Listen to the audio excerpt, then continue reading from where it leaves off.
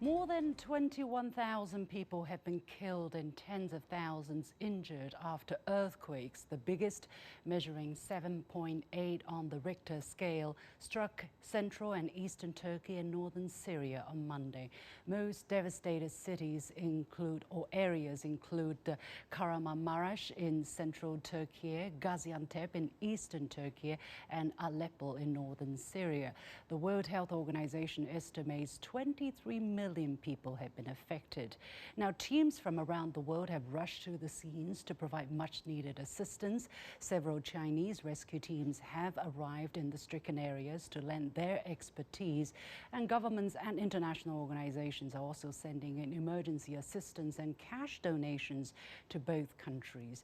Now, days later, what is the latest concerning the assistance and rescue efforts? What have the rescuers been busy working on? What have they been able to achieve, and what they have seen in terms of the damage and loss of lives? To these experienced lifesavers, what's the most urgently needed now? Welcome to a special edition of The Point with me, Li Xin, coming to you live from Beijing. I had the opportunity to talk exclusively last night with Fu Jie, a member of the China Search and Rescue Team dispatched by the Chinese Ministry of Emergency Management. He's also Deputy Section Head of the Beijing Fire and Rescue Department.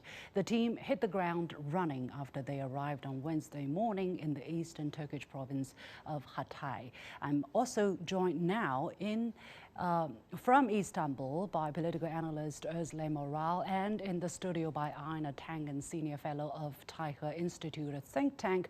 But first, let's go live to our correspondent Evangelo Sipsas, joining us from Adana, Turkey, one of the worst hit provinces, for the very latest. But first of all, welcome to everyone, and hoş geldiniz to my guest in Turkey and for all of you watching in Turkey. Evangelo, let me go to you first. Now, the number of lives lost in Turkey alone has climbed to above 17,000. It's extremely high, extremely sad. So, to your knowledge, what is the latest concerning the search and rescue and the recovery areas on Adana? From where you are standing, what was found in the rubble over the last couple of hours, and what is the hope now?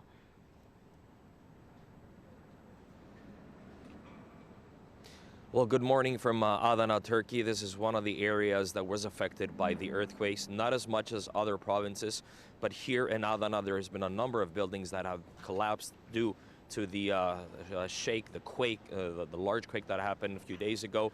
And it's also as a logistics center for all the international aid that is arriving to the country.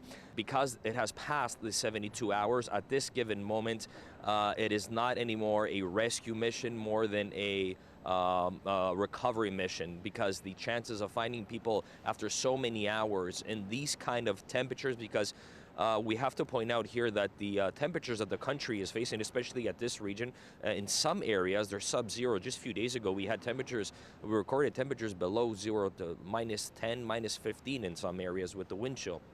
So you can imagine people being stuck under the rubble for many hours, not be able to have any warm clothes or anything to stay warm. That would also contribute to, unfortunately, them not being pulled out alive. Here in Adana, as I said, it is not as affected as other areas like Matalya or Hatay or in Kahramanmaraş, but it is an area that more than 250 people lost their lives.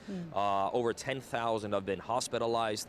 And it's one of the areas that is currently working as a logistics center for all the international aid. They arrive here in Adana, and from Adana, then they're being distributed to different areas across the country. Yeah. Well, we just mentioned tens of thousands of people wounded or injured by the earthquakes. How are the local hospitals coping? And I don't know, what is the situation concerning displaced people, for instance, refugees from other areas into Turkey? What is the situation concerning them?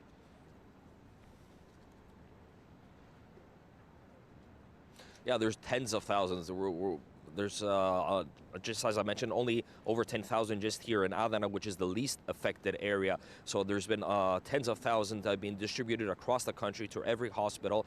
Of course, the medical personnel right now are overwhelmed with what they're experiencing. There's a lot of medical teams coming from abroad to support that. There's being made up tents and containers to support those people who are injured across the country. But there's a lot of displaced people. We were actually yesterday in Osmaniye, which is one of the areas that has the largest camps of displaced people. People from all over the areas that were affected by the earthquake were sent there. Now we're talking about people that are close to over 100,000 people around the area there that are displaced, and a number of people also from Syria, those who came to Turkey because of the civil war that happened there. Then they're struck again because of the earthquake. They had to be displaced and had to go to another camp so they can be safe. We spoke to a number of people yesterday there. They're telling us that what the experience was just tremendous. It was they can't even imagine it. They didn't even want to think about it, how dangerous it was and how it affected them. There's a lot of people also that are here in Adana. Adana is the largest city around the area, so there's tents, there's camps being set up here, a lot of gymnasiums that are hosting people. They're providing food, blankets, a warm place to sleep. A lot of the people actually are sleeping around the areas where the buildings fell down, because a lot of the apartment buildings are also evacuated due to the cracks that they suffered, and they're not be able to stay in there anymore. Just around us, people are sleeping around fires so they can stay warm and perhaps even assist if they have to any operation mission. Yeah, concerning the kind of relief work that is being provided by the Turkish government and with the help of international organizations and international donations and assistances, how orderly are things being carried out? Are people getting the necessary help that they need? And what are the emotions among those affected, of course, aside from the terrible loss of lives and of their loved ones?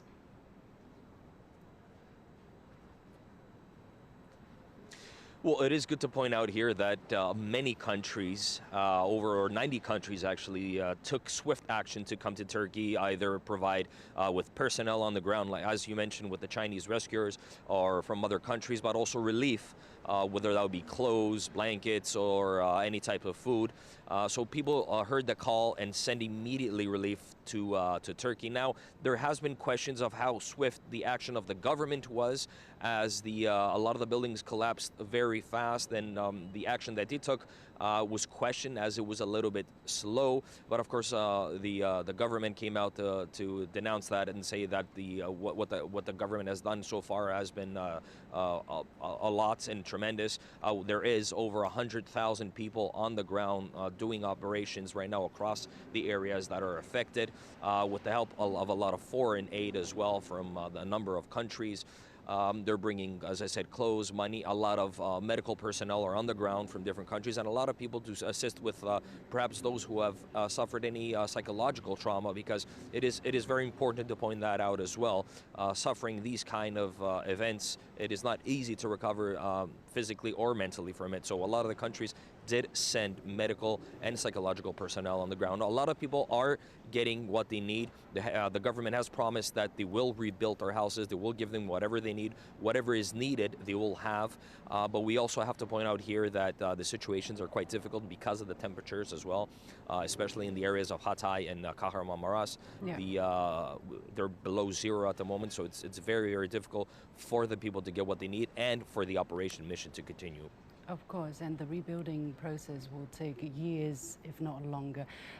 Many thanks to Evangelo Sipsas joining us from Adana, Turkey. This is very early in the morning. Thank you very much, and please do take care. Earlier, as I said earlier in my leading, I had the opportunity to speak last night exclusively with a member of the China Search and Rescue Team, Fu Jie. He's also from the Beijing Fire and Rescue Department. Let's hear what he had to say. I started by asking him when they arrived on the area and what they have been working on. Let's listen in.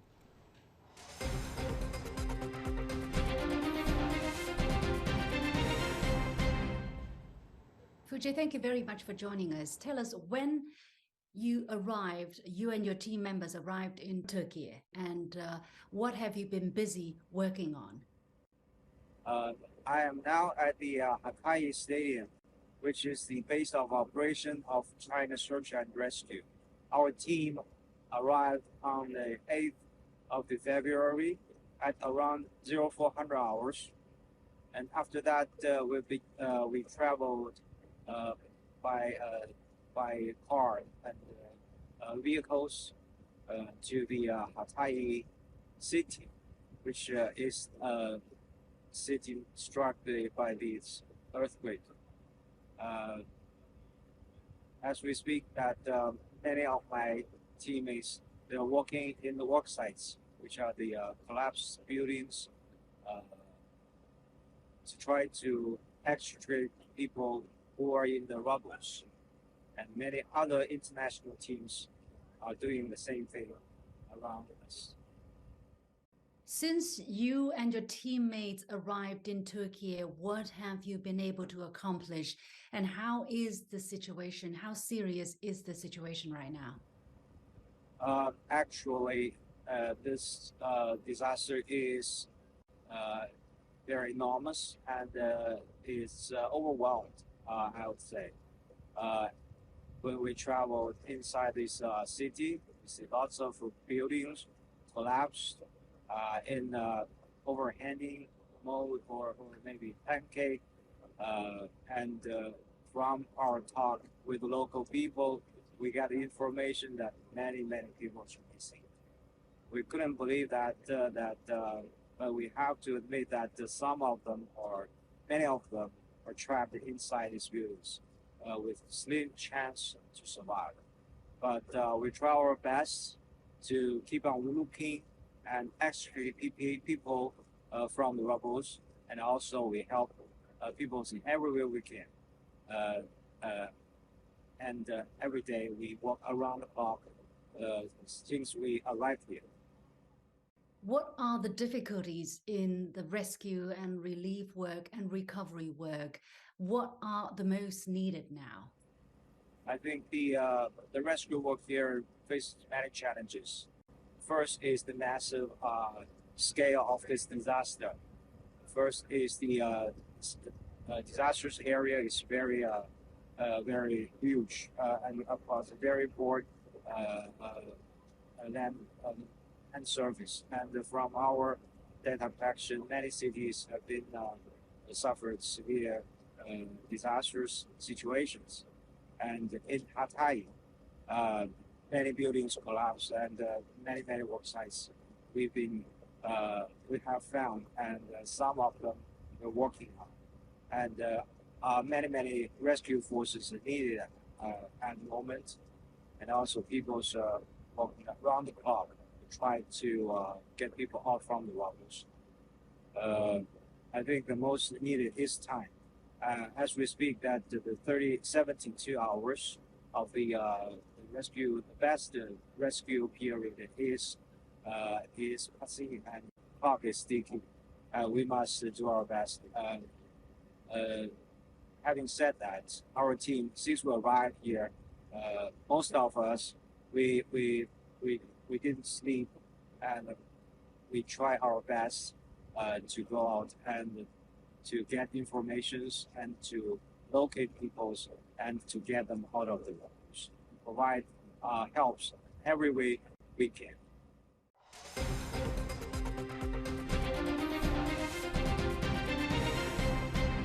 So on Tuesday, China announced its first batch of 40 million yuan, or roughly $6 million of emergency assistance to Turkey. On the 9th, or Thursday, the Red Cross Society of China dispatched a team of rescue workers with its first batch of medical supplies to Syria at the request of the Syrian embassy and the Syrian Red Crescent, which will meet the need, or are expected to meet the need of 5,000 people. The organization also provided the Turkish Red Crescent and the Syrian Red Crescent with $200,000 each in cash. And the organization says it will keep abreast with the situation and do what it can to help. Right now, a total of $4.4 million of emergency humanitarian aid is announced for Syria by China, and the first batch arrived in Damascus, as I said. Let me go to my guests, Einar Tangen and political analyst Özlem Oral. Özlem, let me go to you first. First of all, geçmiş olsun, a terrible disaster. What do you make of the loss of lives so far? It is really unprecedented, but not unseen in history. We've seen earthquakes of such scales in the history of Turkey, but once again, it is still shocking and terribly devastating, isn't it, to see a natural disaster of such a scale? It's, as you said, this is an unprecedented disaster. 2 earthquakes, one after the other, 9 hours apart, shocked southern Turkey and killed thousands of people and destroyed lives. This is not very easy for Turkey to handle without the help of the national and international support. As you said, all the countries who are friends of Turkey and also international organizations have said, we are here for you. We are going to be acting with you and we'll give you the assistance that you need in this horrific disaster. As you said, many countries from EU nations, 21 EU nations, and also NATO allies, and the US, China, Singapore, they stand their rescue teams to support Turkish people in this disaster.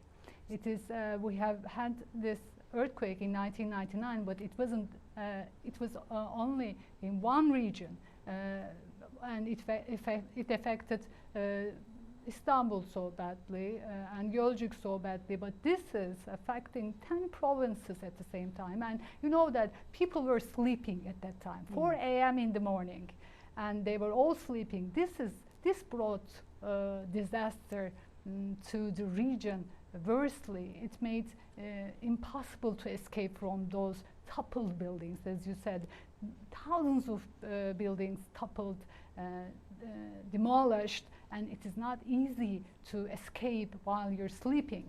So this is an unprecedented disaster.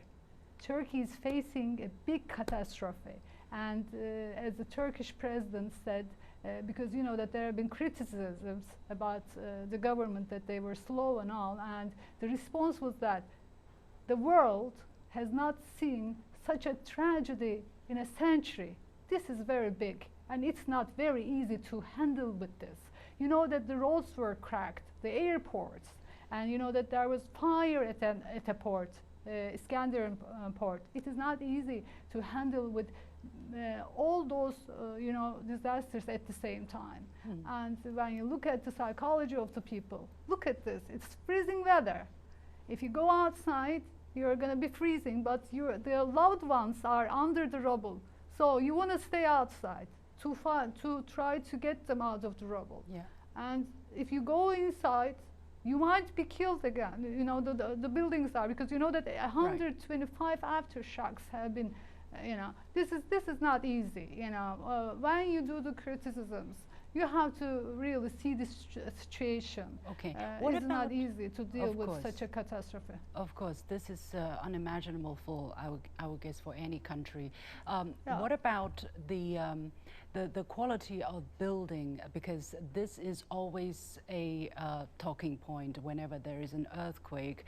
When China had the terrible earthquake in Wenchuan in 2008, a lot of people were unfortunately killed, or their lives were lost because of the shoddy construction quality. What about the situation in these stricken areas in Turkey? Because the quality of construction is always a point of focus for construction since the last time Turkey had a major earthquake. Of course, I'm not going to say that the constructions were good. You saw that how they are collapsing, how they are being demolished, like they are turned into rubble in seconds. And most of the, also in Malatya, one of the buildings that I know that it was built 1 year ago, I mean, it is immediately it became a dust. So you see the pictures, you see how they are collapsing. When you look at that, you cannot say that the quality of the material used while building the apartments were good. I cannot say that. But of course, the last word will be the professionals say in this. I'm not an expert on this, but you can see that the constructions were not good at all. Right. Not good material was used. It's always a big lesson to learn. And for this is effective. Yeah, it's always a good lesson. This is not. Yeah, it's always a good lesson to learn from this, because you know that. Go ahead. All right, Einar, let me go to you here.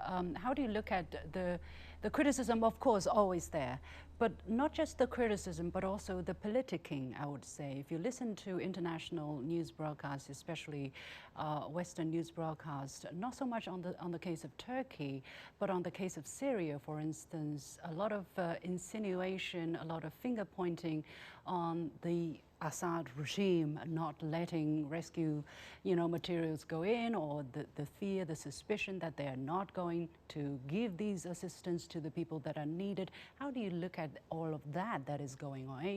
And I didn't hear the other side of the story, by the way. Okay, so you have about 23 million people who are at risk here. Just under 5 million of them are in Syria. Now, remember, these people are in many ways worse off. Maybe they weren't in buildings because they were refugees, maybe they were in tents, but they were already suffering cold, hunger, lack of energy, etc. And now you have this situation. And what you have the U.S. on one side saying that they're not going to work with Assad, that they're going to put politics over people, ideology over individuals. And what I mean by that is they say, oh, we're going to work with NGOs. The problem is there's only currently one opening, one area that you can get from Turkey to this northern area of Syria, which has been seriously affected. It's been very slow, very difficult. The NGOs are not really set up to handle this.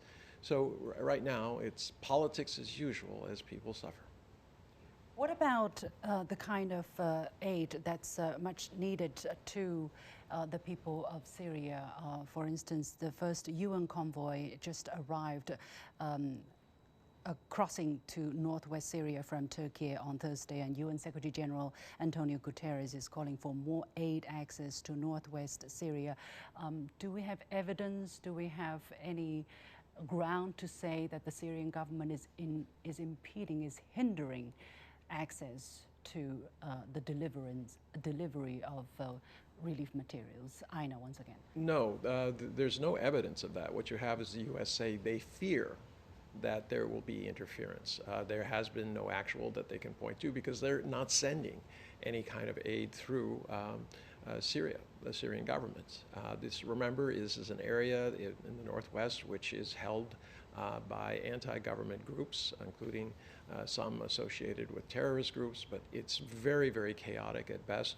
You have over 3.5 million refugees who are just kind of camped there. They don't have permanent homes. So at this juncture, one would hope that they could put aside the ideology and try to help these individuals, but you're not seeing that. The U.S. has a mechanism where they can suspend for 18 months in the case of humanitarian aid any kind of restrictions that they have. They say that they're going to lift that, but they're still not, in actuality, they're not going to cooperate with the Syrian government, which would be, if it goes through, the most efficient way of getting aid to this area, assuming that the area itself will allow them in. At this point, I think they have no choice. The other route is to go through Turkey, and at this juncture, as I said, it's just not set up to do that. So right now, people want to talk politics, and unfortunately, people. Let's not talk politics then. Let's brush that aside for a moment. Özlem, what do you see as the longer-term impact of this huge natural disaster, what will be the difficult challenges that Turkey as a country will be facing in the next months and years? Sheen, as you can guess, we will always look at the economy, how it's going to affect the economy of Turkey. Now the professionals are saying that it's increasing, the cost is increasing about $1 billion, over $1 billion, maybe it will increase more. But you know, the economy, you know, as you said, the whole world's eyes are on Turkey right now, on Turkey right now, and they are trying to help to the maximum, you know, financial help, you know, sending rescue teams and all. So we will overcome the economical problems. Turkey is a big nation. Turkey is a great nation. Turkey is a strong nation. We will overcome those economic difficulties. But did you see the pictures of the babies, the videos of the babies who were taken out from under the rubble? They are fatherless, they are motherless, they have no parents. They have been carried by the presidency planes to the capital, Ankara. Look at the situation. Look at the psychological problems that those babies will be facing. Look at the tragedy. Look at the trauma that they will go through. My main concern is on this tragedy of the children of Turkey. That's killing us.